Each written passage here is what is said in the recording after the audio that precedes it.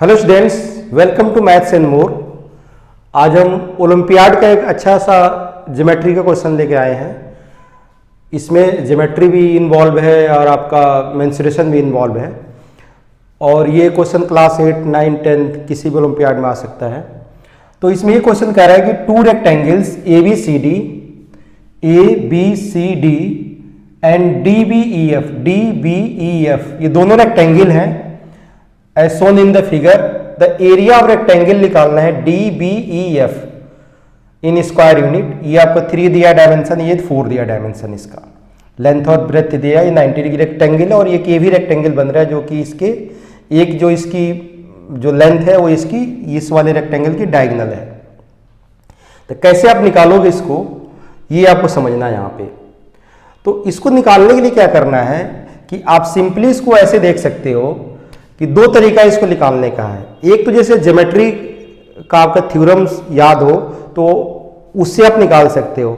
दूसरा तरीका है, मैं दोनों तरीके से इसको कराऊंगा। देखो, किसी क्वेश्चन को करने के लिए शायद आपको आता हो तो मुश्किल से 10 सेकेंड या 15 सेकेंड में भी ये क्वेश्चन हो जाएगा, लेकिन कॉन्सेप्ट को सीखना बहुत जरूरी होता है। जब तक आप कॉन्सेप्ट जितना डेवलप करोगे कंपटीशन में उतना ही आपको हेल्प मिलेगा। देखो कॉन्सेप्ट इसमें क्या है, इसमें कितने कॉन्सेप्ट यूज होते हैं। पहला जो कॉन्सेप्ट इसका आता है कि आपको ये मान लो निकालना है कोई, ये देख लो ये आपका ट्रायंगल है। यहां से आप ये परपेंडिकुलर ड्रॉ करोगे। यहां से ये परपेंडिकुलर आपने ड्रॉ किया, ये परपेंडिकुलर यहां से ड्रॉ किया ऐसे, ये मान लो परपेंडिकुलर आपने ड्रॉ कर लिया। अब देख लो कि ये जो ट्रायंगल है, ये इधर 3 है तो इधर भी 3 हो जाएगा और ये 4 है तो इधर भी 4 हो जाएगा। तो इस ट्रायंगल का एरिया निकल जाएगा, DCB का एरिया हो जाएगा half base into height. Area DCB क्या हो जाएगा, DCB का एरिया हो जाएगा हाफ बेस, इसमें 4 है 4 इंटू ये 3। अब इसी ट्रायंगल के एरिया, जैसे ये ट्रायंगल हमने बनाया ऐसे, अलग से मैं बना के समझा देता हूँ। ये ट्रायंगल दिया आपको, ये 3 है ये 4 है और यहां से हमने परपेंडिकुलर ड्रॉ किया। अब ये राइट एंगल ये ट्रायंगल है यहाँ पे। तो पाइथागोरस जो थ्योरम होता है, ट्रिपलेट पढ़ा होगा, 8th के बच्चों ने भी पढ़ा होगा और 9, 10th के बच्चे तो जानते ही होंगे। तो कोई भी ट्रिपलेट जो बेसिक ट्रिपलेट होता है वो 3, 4, 5 होता है। पाइथागोरस ट्रिपलेट जो होता है, पाइथागोरस ट्रिपलेट ये आपका होता है 3, 4, 5। मतलब ये दो साइड्स 3 और 4 है तो ये हाइपोटेन्यूज 5 होगा, ये आपका 5 हो जाएगा। ये समझ में आ रहा होगा। अब देख लो कि ये जो आपका रेक्टेंगल है, ये रेक्टेंगल आपका है, ठीक है। यदि इस ट्रायंगल के एरिया आप निकाल लेते हो, इस ट्रायंगल के एरिया निकाल रहे हो तो ये दो तरीके से ट्रायंगल के एरिया निकल सकता है। ये आपका परपेंडिकुलर यहाँ पे है तो ये साइड और ये साइड दोनों बराबर होगी, मतलब इसकी लेंथ तो ये 5 आ गई आपके यहाँ पे, तो इसकी ब्रेथ निकल जाएगी यहाँ से और उसके बाद इसका एरिया निकल जाएगा। तो यहां से देख लो कि इस ट्रायंगल के एरिया आप दो तरीके से निकाल सकते हैं। जैसे ये बेस और हाइट होता है, हाफ बेस इंटू हाइट, उस तरह ये बेस हो गया और ये हाइट हो गया h। तो यहां से आप निकालोगे ये हाफ बेस यहाँ पे क्या होगा 5 और हाइट यहाँ पे क्या होगी h। ये हाइट आपकी यही h हो जाएगी, जो इसकी आपकी विड्थ है ये आपकी h है मान लो। तो यहां से देखो हाफ से हाफ ये कैंसिल हो गया, ये मैं 3, 4, 5 ट्रिपलेट लिखा था, हटा देता हूं यहां से। तो यहां से h की जो वैल्यू आएगी ये 4, 3 या 12/5 हो गया। तो ये वैल्यू आपकी आ गई यहाँ पे 12/5। अब आपको समझ में आ गया कि ये जो इसकी लेंथ दिया है 5 और इसकी जो ब्रेथ आ गई 12/5, तो ये DBEF का जो एरिया है, जो हमको रिक्वायर्ड एरिया चाहिए, वो आपका हो गया L इंटू बी। L आपका हो गया 5, ब्रेथ आपकी आ रही है 12/5। 5 से 5 कट गया, आंसर आपका हो गया 12 स्क्वायर यूनिट। ये तो मैंने इस तरह बताया कि निकाल के कैसे बताएंगे। अब आते हैं हम ज्योमेट्री के रूल पे।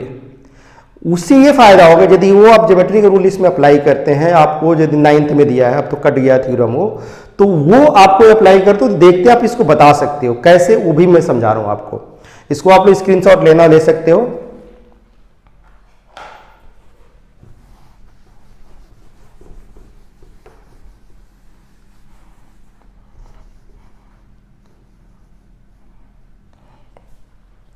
देखो कोई भी रेक्टेंगल आपका यहां दिया है, कोई भी रेक्टेंगल दिया है ये, और ये आपने डायगोनल यहां से ज्वाइन कर दिया, डायगोनल आपने ज्वाइन कर दिया, तो ये 2 इक्वल एरिया में डिवाइड करता है, क्योंकि दोनों ये आपके कॉन्ग्रुएंट हो जाते हैं। तो कॉन्ग्रुएंट फिगर है इक्वल इन एरिया, तो ये एरिया और ये एरिया दोनों सेम होगा। ये एरिया और ये एरिया से मतलब पूरे रेक्टेंगल के एरिया का यदि ये एरिया निकल रहा है तो ये ट्रायंगल के एरिया इसका आधा होगा, ट्रायंगल का पता है तो इस पूरे रेक्टेंगल के एरिया इसका डबल हो जाएगा। हम वही कॉन्सेप्ट लगाएंगे। अब मान लो कि यहां आपको दिया है ऐसे, अब इसमें होता क्या है कि आपने पढ़ा है कि एरिया जो होता है ट्रायंगल के area half base into height.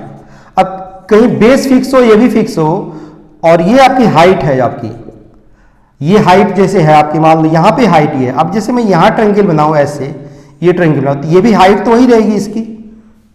तो ये जो ट्रायंगल आपका है, ये ट्रायंगल के एरिया और ये ट्रायंगल के एरिया, ये दोनों एरिया क्या होंगे? सेम होंगे, दोनों एरिया सेम होंगे। तो इसी से थ्योरम आता है कि दो ट्रायंगल किसी सेम बेस पे हैं।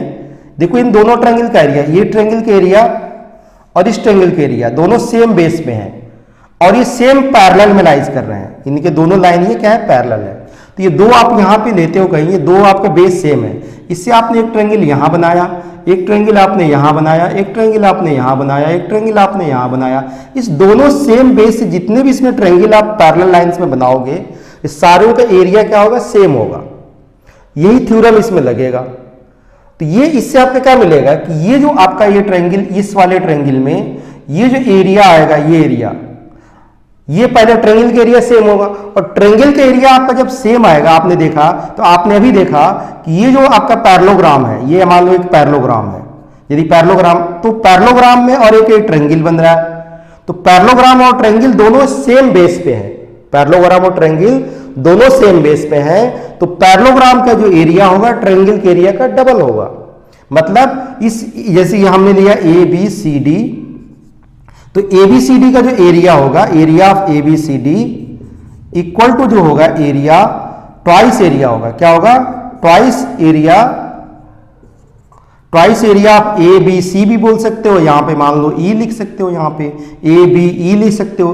कोई भी जो जितने भी इसमें ट्रायंगल इसी बेस पे बनाओगे, ये सब जितने भी ट्रायंगल बनेंगे उसकी एक ट्रायंगल के एरिया का क्या होगा? डबल। जैसे हम लिख सकते हैं यहाँ पे ABC, या हम लिख सकते हैं ट्वाइस एरिया, ये लिख सकते हो ABE। तो आपको यदि ये ट्रायंगल के एरिया दिया हो, इस ट्रायंगल के एरिया या इस ट्रायंगल के एरिया दिया हो, तो इस रेक्टेंगल के एरिया आप निकाल सकते हो, उसका डबल हो जाएगा। अब यही केस यहां लग जाएगा।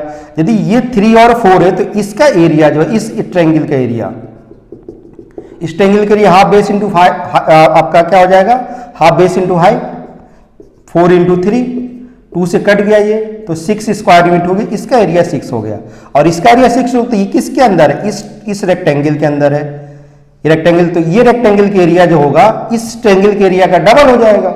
जो ये हमने थ्योरम बताया कि कोई भी एक ट्रायंगल और एक पैरेललोग्राम, क्योंकि रेक्टेंगल भी पैरेललोग्राम होता है, तो कोई भी पैरेललोग्राम हो और एक ट्रायंगल हो, दोनों सेम बेस पे हैं, तो जो पैरेललोग्राम के एरिया होता है वो ट्रायंगल के एरिया का डबल होता है, या ट्रायंगल के एरिया पैरेललोग्राम के एरिया का हाफ होता है। तो इससे देखो ये 5 निकालने की आपको जरूरत नहीं पड़ी यहाँ पे, क्योंकि ये 4 दिया था, 4 हो गया, 3 दिया था, 3 दिया है। इसका एरिया यदि 6 आ रहा है तो ये पूरे के एरिया इसका डबल हो गया। मतलब जो इस ट्रायंगल के एरिया आ रहा है वही जो है आपका जो इस रेक्टेंगल के एरिया है वही एरिया इस रेक्टेंगल का भी आ रहा है।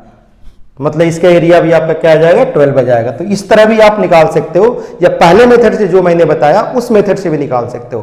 तो यहां आपने 2-3 कॉन्सेप्ट सीखा जो कि बहुत ज्यादा आपका यूज होगा, कि कोई भी दो ट्रायंगल सेम बेस पे हो और सेम पैरेलल के बीच हो तो दोनों के एरिया सेम होगा, या एक ट्रायंगल और एक पैरेललोग्राम में रेक्टेंगल आ सकता है, स्क्वायर आ सकता है, सेम बेस पे और सेम पैरेलल के बीच में हो, तो जो पैरेललोग्राम के एरिया है वो ट्रायंगल के एरिया का डबल होगा। तो ये ट्रायंगल का जो एरिया जो आएगा और ये पैरेललोग्राम बन जाएगा। तो ट्रायंगल के एरिया आपका इसी डायमेंशन से निकल गया, आपको ये हाइपोटेन्यूज निकालने की जरूरत भी नहीं पड़ी। इससे ये यदि ये आपका 6 आ रहा है तो इसका ये एरिया आपका डबल हो जाएगा, उसका डबल हो जाएगा, इसलिए आंसर लिखा। आशा करता हूँ कि आप लोगों को ये क्वेश्चन अच्छी तरह समझ में आया होगा, और ओलंपियाड के मैं क्वेश्चन लेके आता रहूंगा हर क्लास के लिए। तो आप चैनल में पहली बार हो तो इसको सब्सक्राइब कर सकते हो। Okay, all the best, thanks.